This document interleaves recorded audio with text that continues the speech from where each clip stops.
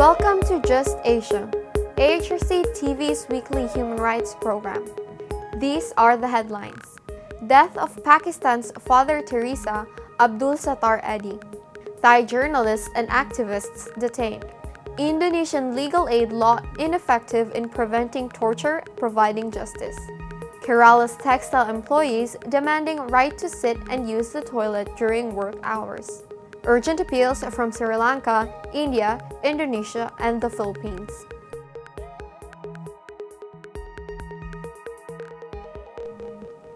Welcome to AHRC TV's Just Asia. I am Julia Roblondo. This week, we begin with the death of Abdul Sattar Edhi, a philanthropist known as Pakistan's Father Teresa. Edhi died after a prolonged illness on July 8th. Born into a lower middle-class family, Abdul Sattar Edhi was greatly moved by the pain and misery around him.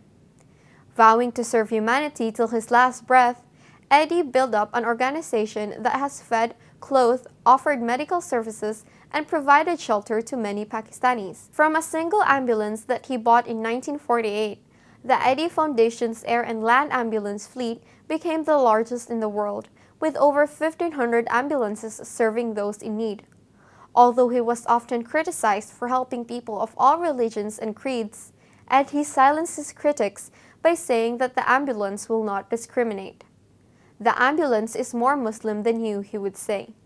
He was often quoted saying, "My religion is humanitarianism, which is the basis of every religion in the world." Edhi was the greatest proponent of the right to life. He spread a network of cots outside Edhi centers all over Pakistan, where parents could leave their children born out of wedlock, saving thousands of innocent lives. Abdul Sattar Edhi has shown by example how to selflessly serve humanity. His legacy will forever remain etched in the hearts and minds of all Pakistani. May his soul rest in eternal peace.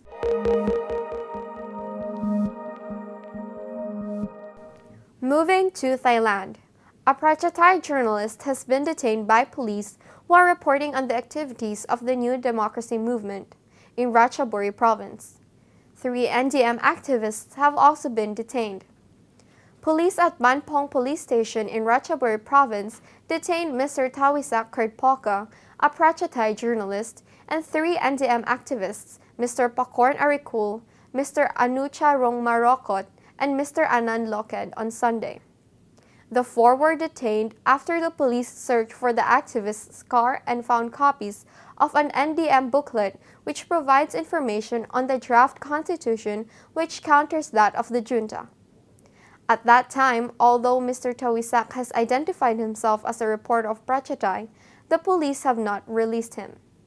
Mr. Tawisak had gone to the police station to report on another event where 18 activists from Ratchaburi reported to the police over their participation in a political assembly deemed illegal under the junta's rule. The 3 NDM activists came to the police station to give moral support to the 18 activists. When they were about to leave, however, their car was searched.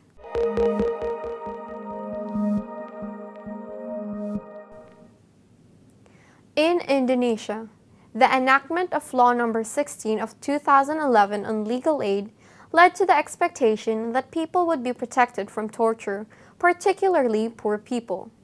The law was to provide legal aid for the poor at every judicial stage, from the police investigation to the court trial. In actual fact, however, its implementation has not prevented or even reduced torture.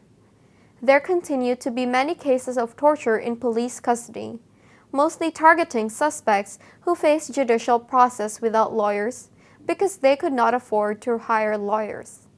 Meanwhile, the country's legal aid system, operating under the Minister of Law and Human Rights, faces the crucial problem of a limited budget. The legal aid providers are mostly human rights organizations or legal aid organizations registered by the government and who have to provide legal assistance with little resources.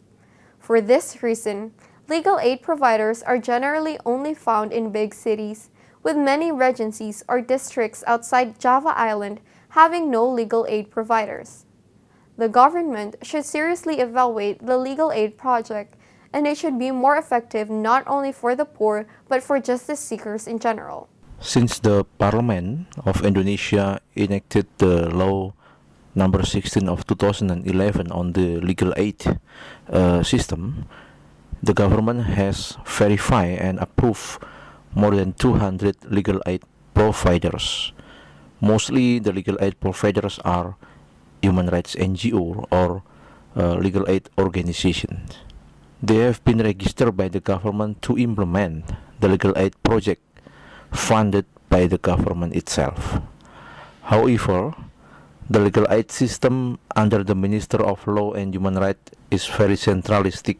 The local government does not have any authority to directly monitor or evaluate the implementation of the legal aid project. On the other hand, there are only a few justice seekers benefit from the project because the system is not effective and the reimbursement fund is not on time. Therefore, the legal aid provider face very difficult circumstances to assist the poor people throughout the country. The legal aid system, insofar, is not effective to prevent and to stop torture because since the enactment of the law, we note many cases of torture still occurred in the police examination process over the suspect who could not afford to hire lawyers.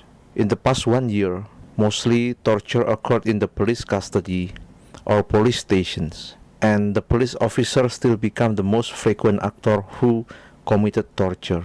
The situation is getting worse since the judges tend to ignore suspects' confession obtained by torture and ill treatment. Therefore, I recommend to the Minister of Law and Human Rights to seriously evaluate and strengthen the legal aid system to ensure that all justice seekers entitled with the legal aid project.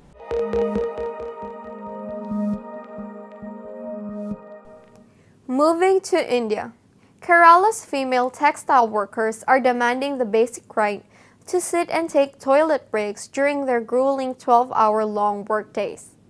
According to a complaint filed with the National Human Rights Commission, many workplaces do not even have toilets for their employees to use.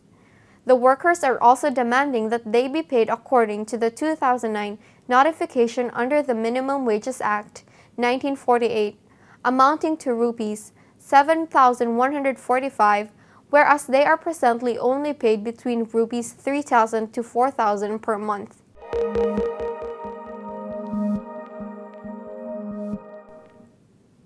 Finally, the Urgent Appeals Weekly features 5 cases from Sri Lanka, Indonesia, India, and the Philippines. In Sri Lanka, an innocent resident of Mannar, Mr. Santiago Antondani, was illegally arrested by military officers on June 29th and was continually tortured before being released without any charges. He is currently receiving medical treatment at the Mannar Government Hospital. In another story from Sri Lanka, Mr. Nihal Aruna Shantha, a resident of Kirindivita, Ganemula in the Gampaha district, was baselessly arrested on July 1st. Having been misidentified as the suspect, he was severely tortured and detained by officers attached to the Ganemula police station. Later, severely injured, Nihal was admitted to the Gampaha General Hospital for treatment. In Indonesia, Mr. Juprianto was tortured to death by the South Sulawesi police to obtain a confession that he had stolen a motorcycle. In West Bengal, India, a woman was allegedly assaulted and tortured by Border Security Force personnel while she was on her way to the Bithari market to sell vegetables. In the Philippines, indigenous Lumad members were harassed by private security guards belonging to Pablo Lorenzo, who was claiming their ancestral land.